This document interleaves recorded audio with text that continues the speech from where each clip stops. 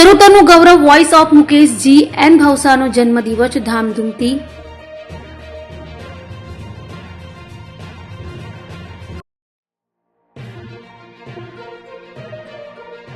નિવૃત્તિ એ કારકિર્દીનું પૂર્ણવિરામ ન રહેતા નવા જીવનની શરૂઆત છે. ઉપરોક્ત ઉક્તિને સાકાર કરી નવયુવાનોને પણ શરમાવે એવી સ્ફૂર્તિ સાથે સંગીતની દુનિયામાં સતત કાર્યશીલ અને ગુજરાતભરના અનેક શહેરોમાં વોઇસ ઓફ મુકેશ તરીકે જાણીતા જીએન ભાવસાનો જન્મદિવસ આજરોજ આણંદની બ્લુ એવી હોટલમાં શહેરના નામાંકિત અને પ્રબુદ્ધ આમંત્રિતોની ઉપસ્થિતિમાં યોજાયો.